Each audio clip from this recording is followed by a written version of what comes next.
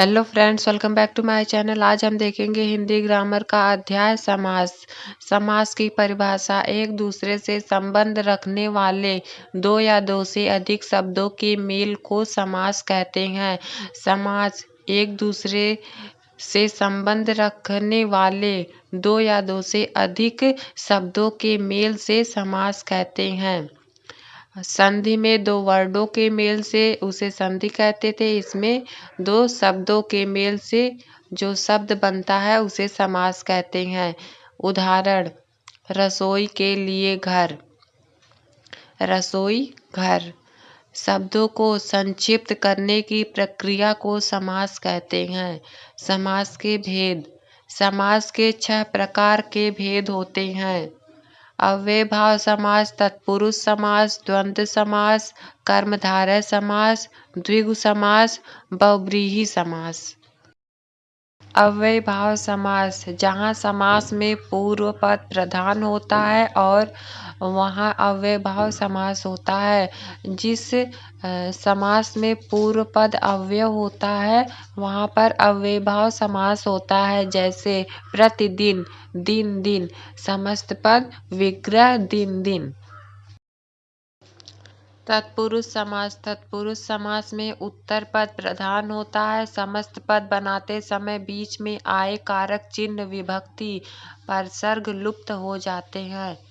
तत्पुरुष समास में उत्तर पद प्रधान होता है और समस्त पद बनाते समय बीच में आए कारक चिन्ह लुप्त यानी कि छिप जाते हैं। तत्पुरुष समास के भेद: तत्पुरुष समास के 6 भेद हैं: कर्म तत्पुरुष, करण तत्पुरुष, संप्रदान तत्पुरुष, आपादान तत्पुरुष, संबंध तत्पुरुष, अधिकरण तत्पुरुष। द्वंद्व समास: द्वंद्व समास में एक नहीं बल्कि दोनों ही पद समान रूप से महत्वपूर्ण होते हैं। द्वंद्व समास में दोनों ही पद बराबर महत्वपूर्ण होते हैं। समस्त पद ऊपर नीचे, विग्रह ऊपर या नीचे। कर्मधारय समास: जिस समास में दोनों पदों का संबंध उपमेय उपमान का होता है वहाँ कर्मधारय समास कहलाता है। समस्त पद महादेव, विग्रह समान है, महान है जो देव, महात्मा, महान है जो आत्मा।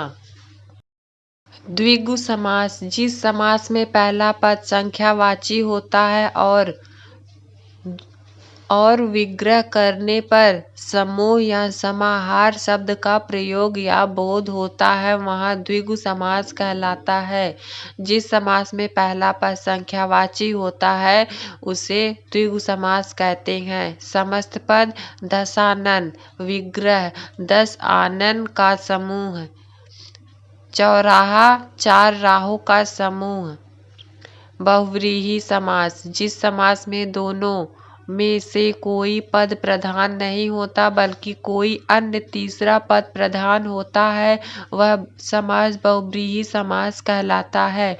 जिस समास में दोनों पद में से कोई नहीं रहता, किसी अन्य पद प्रधान होता है उसे बहुव्रीहि समास कहते हैं। समस्त पद पीताम्बर, विग्रह पीला है जो वस्त्र, जिसका अर्थात है श्री कृष्ण। समस्त पद दो या दो से अधिक शब्दों के योग से जो शब्द बनता है उसे समस्त पद या समानासिक पद कहते हैं। दो या दो से अधिक शब्दों के योग से जो शब्द बनता है उसे समस्त पद कहते हैं।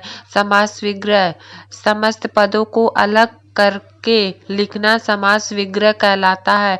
समस्त पद को अलग अलग करके लिखना समास विग्रह कहलाता है। धन्यवाद।